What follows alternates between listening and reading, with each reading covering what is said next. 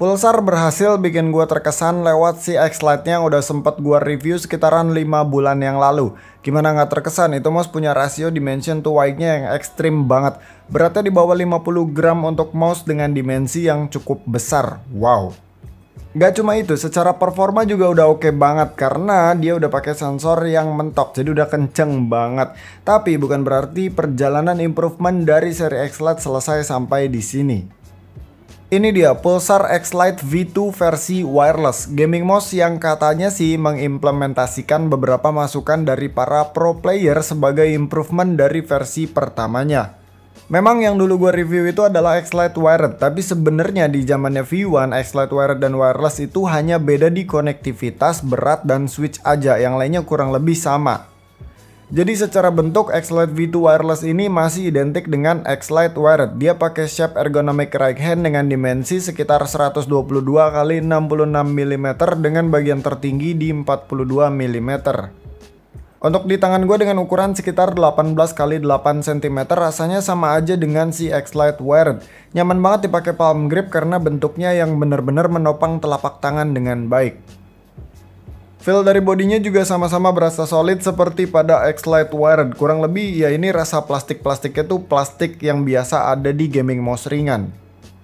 Sayangnya untuk X-Lite V2 wireless yang ada di gua ini ternyata ada beberapa baret kecil yang gua nggak tahu penyebabnya apa. Karena ini mouse bener-bener ketika pertama kali gua unbox ya ada baret-baret kecil tersebut. Tapi berhubung gue dikirimin mouse ini sebelum launching resmi, jadi gue anggap aja sebagai semacam early unit yang mungkin ada minor defect. Harusnya sih nanti yang ada di pasaran nggak akan ada kejadian seperti ini. Nah, yang kelihatan beda banget di sini adalah pada bagian side gripnya, dimana sekarang udah nggak ada lagi lubang-lubang kayak di X-Lite Wired atau X-Lite V1 wireless. To be honest, perbedaannya nggak sejauh itu ketika gue pakai ini mouse untuk kegiatan gue sehari-hari. Maksudnya di X-Lite versi lama, meskipun bagian sampingnya itu bolong-bolong, itu tidak mengganggu sama sekali. Cuma memang rasanya beda aja antara ngegrip di side grip yang solid sama yang bolong-bolong. Dan memang secara overall ya, gue lebih prefer yang solid sih, karena ya rasanya beda sama yang bolong-bolong. Meskipun balik lagi tadi tidak mengganggu sebegitunya meskipun side gripnya bolong-bolong sekalipun. Masih seputar bagian samping, untuk mouse button 4 dan 5 nya nggak ada perbedaan dengan X-Lite yang lama sih. Sama-sama bentuknya gede, travelnya pas, dan posisinya juga pas. Nah, perbedaan berikutnya ada pada bagian scroll wheel, dimana X-Lite V2 ini punya scroll wheel yang sedikit lebih tinggi dari X-Lite wireless yang harusnya memiliki ketinggian yang sama juga dengan X-Lite versi wired yang gua punya. Tapi meskipun lebih tinggi, yang gua rasain di sini travelnya dia sedikit lebih pendek dari X-Lite lama. Jadi harusnya seolah-olah bakal bisa lebih cepat responnya, padahal karena memang travelnya lebih pendek aja. Yang cukup berasa bagi gue justru wheel clicknya ini lebih ringan dari X-Lite sebelumnya. Lebih enak atau enggak? Ya buat gue sih lebih enak karena jadi enteng banget buat mencetnya. Ngomong-ngomong soal pencet-pencetan, switchnya X-Lite V2 ini sama aja dengan V1, yaitu menggunakan KLGM 8.0. Tapi untuk X-Lite versi wired itu beda ya, karena dia pakai Omron.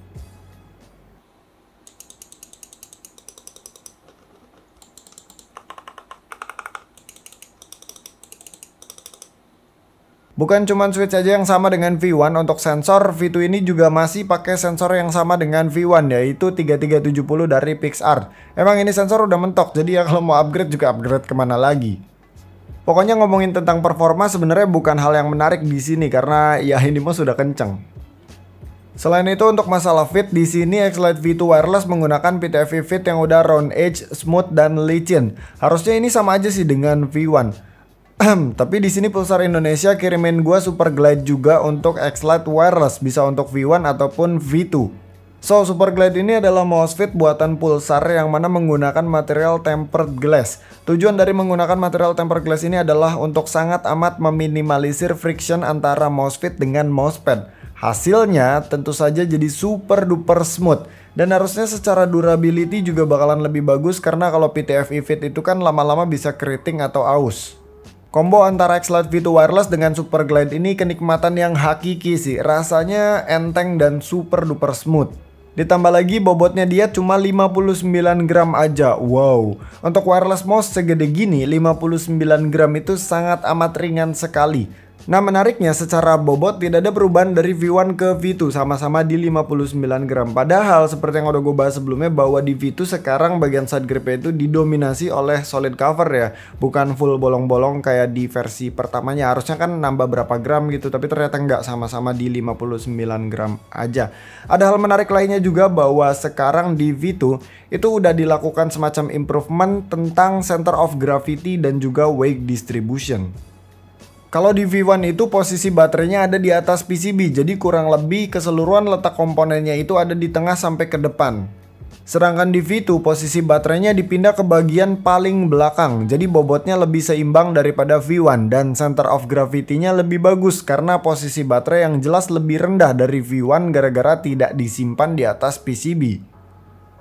Hal ini menurut gue cukup menarik karena ternyata Pulsar mau ngerjain hal-hal detail seperti ini, yaitu masalah si center of gravity dan weight distribution tadi, dimana sebenarnya dua hal tersebut mungkin bagi sebagian besar orang nggak akan ngenotis sebegitunya perbedaan antara V1 dan V2 tentang center of gravity dan weight distribution ya. Cuma mau gimana pun juga improvementnya itu karena yang lebih baik, jadi harusnya manfaatnya bisa dinikmati dari semua orang, mau dari yang peduli sampai detail sedetail itu atau bahkan buat user atau orang yang nggak peduli sama sekali masalah hal tersebut.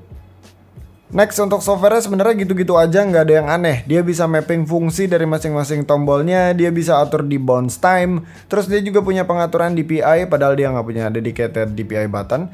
Di sebelah kanannya standar lah untuk atur polling rate, LOD, dan lain-lainnya. Terus yang terakhir tentu saja mouse ini sudah support makro, jadi ada pengaturan untuk makronya juga. Jadi segitu aja kali ya pembahasan tentang X-Lite V2 wireless ini. Kalau masalah konektivitas ya kurang lebih sama aja dengan si V1. Wirelessnya dia pakai dongle 2,4 GHz yang udah aman banget. Sejauh pemakaian gua nggak ada masalah sama sekali. Baterainya juga awet, klaimnya bisa tahan sampai 70 jam.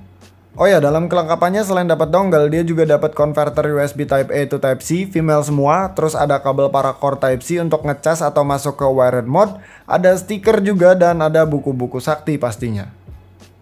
So untuk harganya gue mau breakdown dulu karena variannya ada lumayan banyak ya. Yang pertama gue sebut sebagai basic color, ada varian warna hitam kayak punya gue, satu lagi ada warna putih. Itu harganya Rp1.299.000. Terus ada semacam special color yang warnanya merah, itu harganya di Rp1.349.000 dan itu limited cuman 3.000 piece doang. Sama mereka punya satu lagi yang disebut sebagai Founders Edition warnanya hijau. Ini limitednya lebih kacau lagi karena cuma 1.000 unit doang. Harganya itu di Rp1.599.000.